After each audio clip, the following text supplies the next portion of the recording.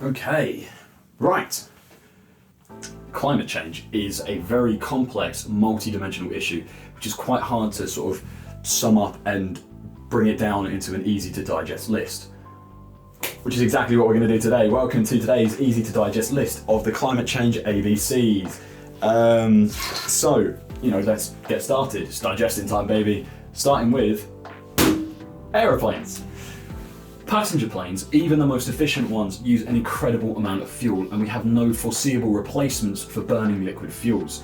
Fossil fuels, biofuels, creating liquid fuel from renewables, or simply not flying at all have drawbacks. The best pathway we can see for now is to fly frugally where we can, develop some sort of fuel from renewables, even if this is a far-flung future technology, and electrify short flights.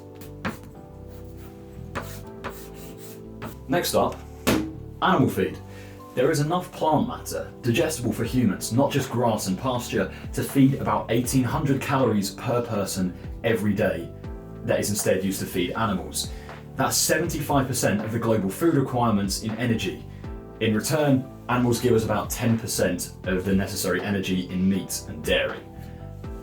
Doesn't sound like a very equal trade.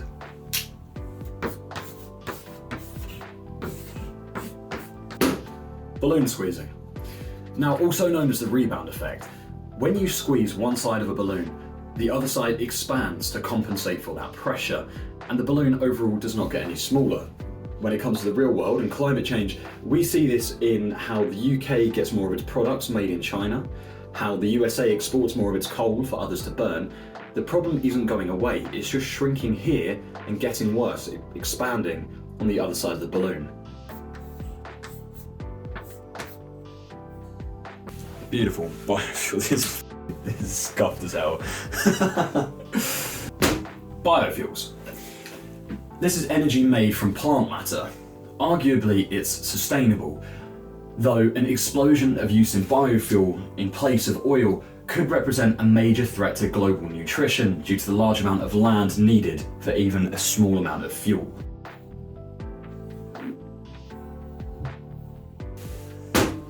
Bullshit. Lies, fake news, and deliberate misrepresentations of fact and analysis, all designed to sugarcoat or hide the threat that climate change poses. This is popular among politicians and right-wing media.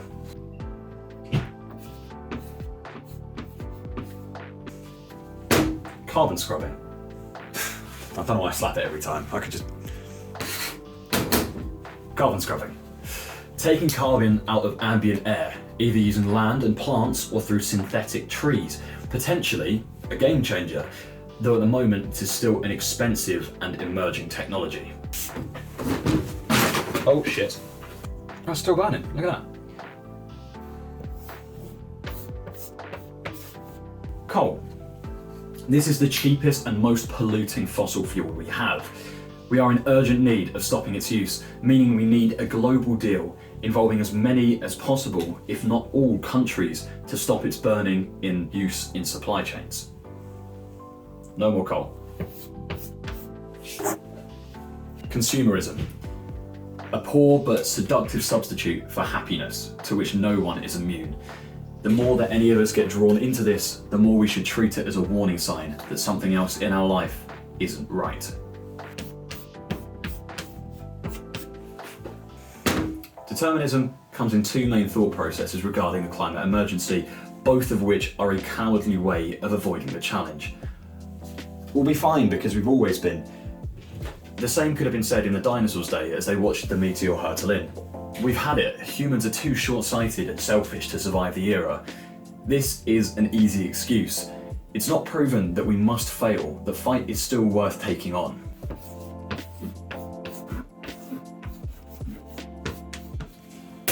Economics. Mainstream economics locks us into a harmful desire for constant growth and expansion, though it's difficult to change because it's such a deeply entrenched framework by which so many people, countries, and organizations understand the world.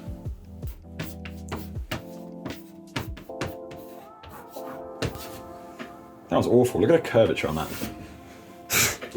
Carbon emissions over the last 160 years have been uncannily exponential, with a growth rate of nearly 2% per year. This means that the amount of carbon being put into the atmosphere is only growing faster with each coming year.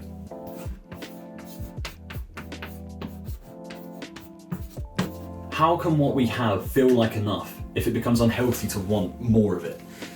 Humanity is an ambitious species, and there is still room for that ambition. It just has to be directed in the right direction. Facts need honouring now more than ever. It's hard enough to get a clear idea of what's going on without careless or deliberate misrepresentations by politicians, the media, or in business.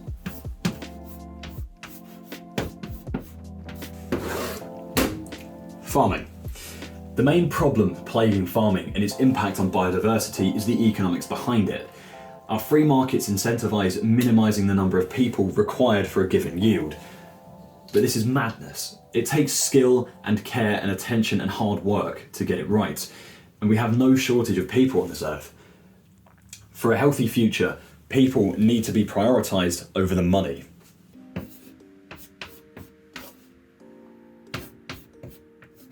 You knew it was coming. Fossil fuels, the big double F. Keep them in the ground. A future for humanity dependent on fossil fuels is a future that will result in the extinction of our species. Simple as that.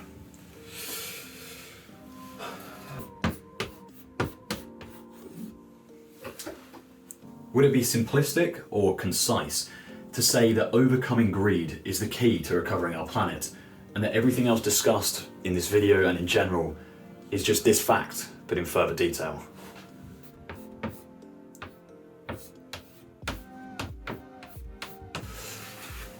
Human denial. Denial of our responsibility to act takes many forms.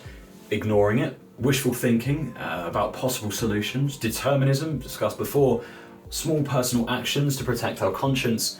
Denial has been essential to our species in not dealing with the climate change emergency, despite the mountains of irrefutable evidence.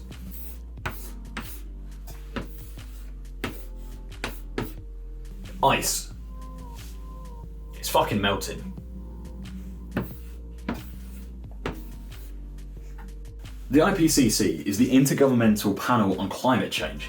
This is a large group of well-resourced scientists who have provided an incredibly thoughtful and robust assessment on climate change, including its risks and uncertainties. Unfortunately, presenting arguments ever more clearly with increasing rigour is countered heavily by the aforementioned denial, fake news, and bullshit. This makes it very difficult to get any clear arguments through, no matter how well-resourced they are, and it makes it ever more important for the aware of us to be aware of the facts.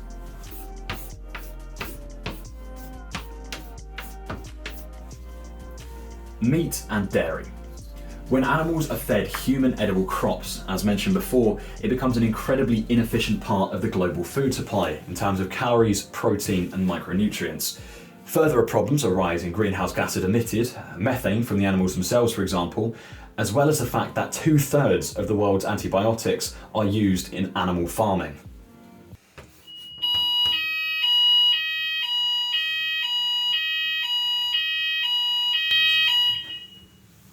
Woo! Let's get back into it. Neoliberalism. The free market, emphasised heavily in neoliberalism, is incredibly inadequate at dealing with climate change. It only is good at making the rich richer. Nuclear power. Continuous and reliable, yet expensive and permanently polluting, nuclear power is unsurprisingly contentious. A renewable and nuclear energy-based future could be better than any that include fossil fuels.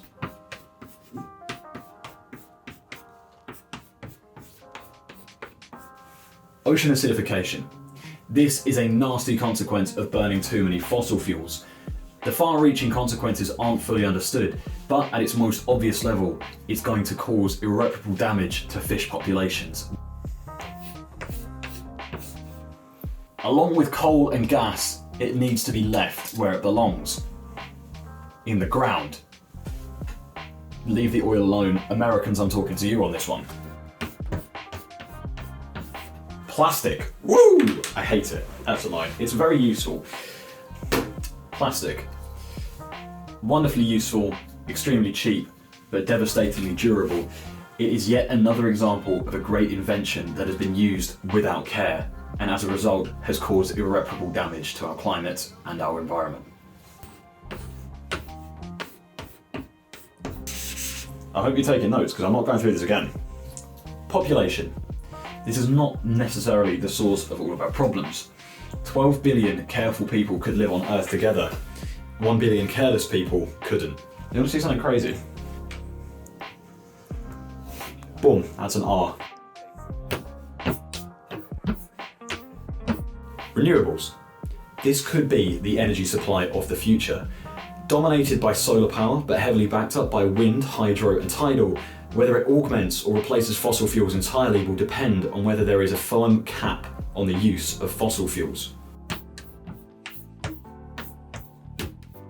Shipping. The means by which the majority of trade is done. 3% of the world's greenhouse gases come from shipping in return for 90% of international trade. That was supposed to be a K, but that's the most wonky K I've ever drawn. This whole video is just going to be a compilation of me drawing letters wonky. Shock. A mechanic for waking up to reality. Some say it's the only one that humans are capable of using. Given the long lead time on environmental recovery, if we wait for the first shocking symptoms, we'll be in for a very uncomfortable time. Think the analogy of a frog in water, slowly being heated, unaware that it's being cooked.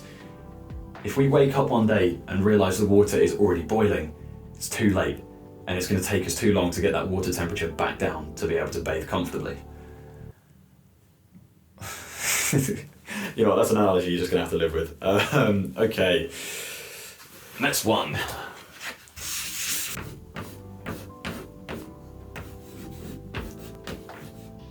That's a horrible S. Soya beans. Kilo for kilo, soya beans beat beef in almost every one of its essential nutrients. Protein, calories, vitamins and fibre, yet it's often grown in order to feed cattle. Considering the cattle converts less than 10% of that calorific value into beef, this transaction doesn't really make much sense. Let's use a different colour. Go with green. Fuck. This just immediately breaks.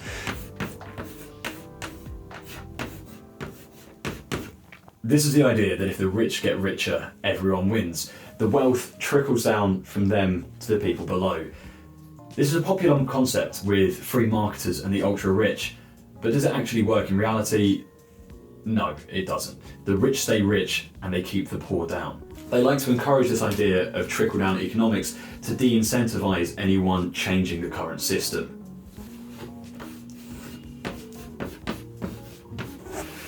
Two degrees. This previously agreed safe limit for temperature rise above pre-industrial levels, based off of risk assessments from the 90s, is no longer considered safe, not least because of the likelihood of triggering irreversible positive feedback mechanisms, which would in turn lead to temperature increases well above 2 degrees Celsius.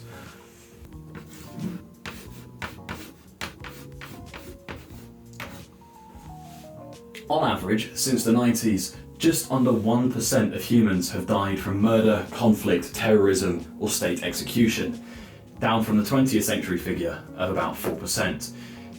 Is this an indication that we're becoming kinder, or are we at risk of pendulum swinging back in the opposite direction? Because so few of us can remember the terror of war, have we become careless with the peace that we've grown up in?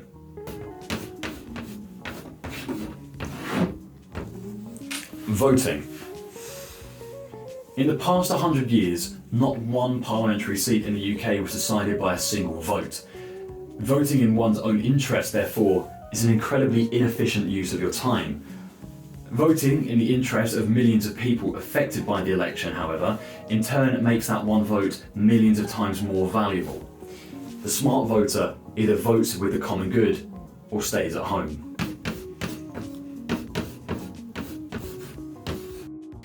Wake up and smell what's cooking. It's us.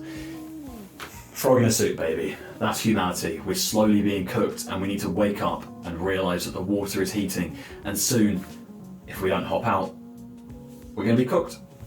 I don't want to be cooked. You don't want to be cooked. Don't want your kids to be cooked, you don't want the world to be cooked, I don't want our home to be cooked, I want nothing to be cooked. I want us to be chilling, I want us to be living. But that's not how it's going to be if we don't wake up and sort it out. That is the worst fucking frog. That's supposed to be a frog. Okay, let's draw the soup.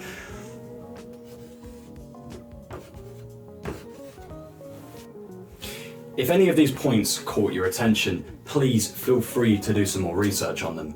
There's only so much information and so many topics I can fit into one video, so there are obviously many others that I haven't been able to include. Alternatively, please read the book There Is No Planet B by Mike Berners-Lee, for which this video was heavily inspired by. Thank you all for watching, folks. I hope this has been somewhat informative, and if it hasn't, then feel free to let me know in the comments below. Thank you very much for your time. I appreciate you all, and I'll see you in the next one.